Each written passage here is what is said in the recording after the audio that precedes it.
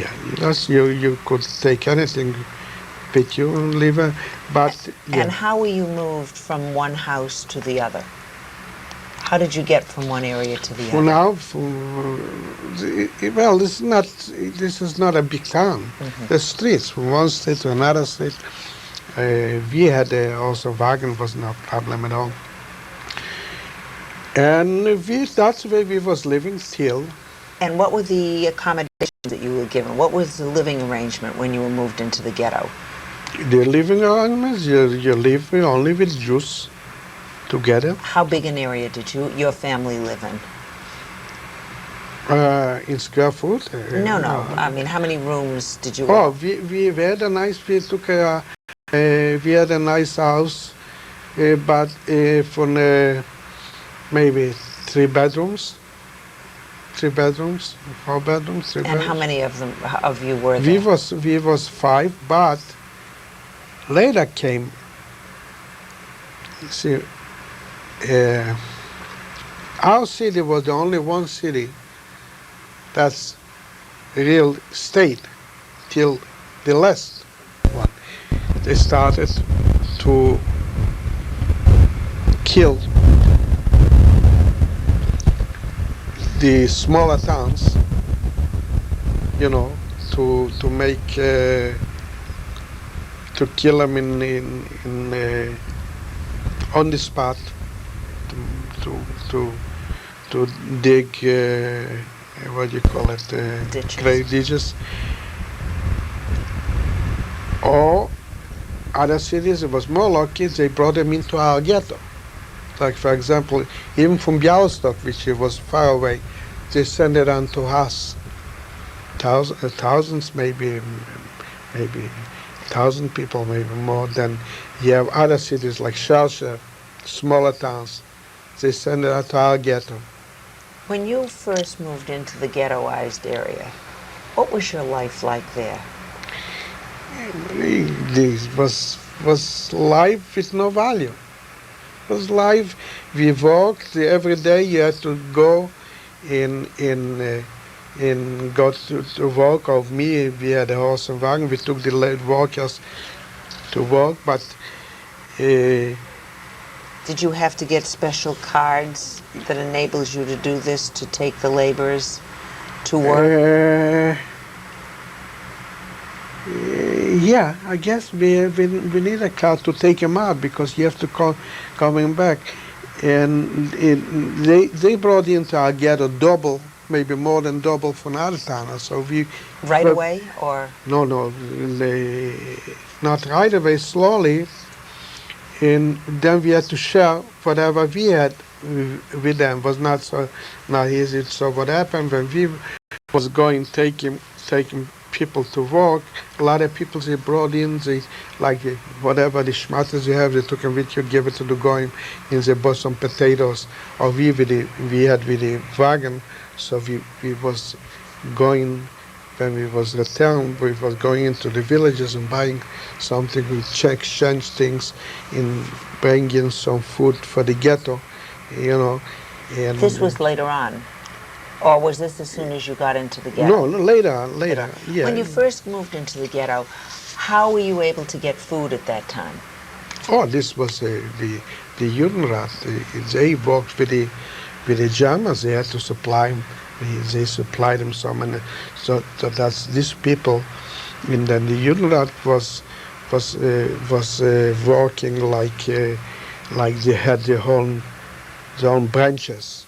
Their own horses and wagons even, to pick up what the Germans gave them, potatoes, for bread, what you call the wheat, flour to bring in. We have bakeries, it was rationed. Did you have enough food at that time? No, first? not enough. No. So the food supply was cut immediately as soon as you got into the ghetto? Oh, sure, was cut. What about medical treatment? It was bad. Medical, it was we didn't have no. Maybe they made us some hospital little one, but no medical, I would say. I mean, it was a doctor. Doctors from before was there, but very poor. I don't think there's Were there any anything. medications available for anything? Maybe even black market was they got it. Not what I know. Maybe they supplied them. I was too young to, but Now, about how long after you were first moved into the ghetto did they begin to bring other people in from other areas?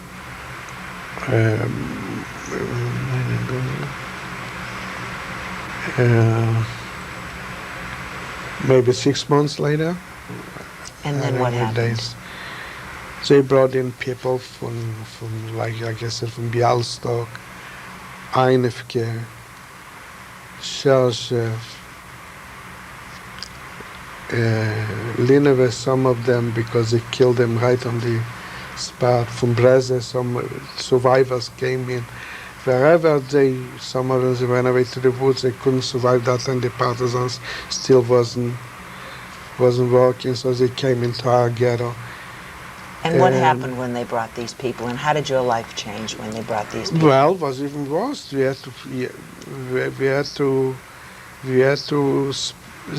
to take him. For example, we lived 7 people. Every family had to take in another family or 2 families. So to have 7 people in 3 rooms, in a house, you have maybe 20 people. Tell me about this. It was tough. They brought from all over. Kamenets, Litevsk. From Kamenets they brought in. So what happened, in what I remember, we had relatives in Kamenets a lot. We took in 2 families to us. But the same people, that time Kamenets wasn't liquidated. It was not. So, but they brought in maybe hundreds of people already to our ghetto. The same people, they find out that the ghetto was not liquidated over there. They run back. They hired people, they had some money with them or something.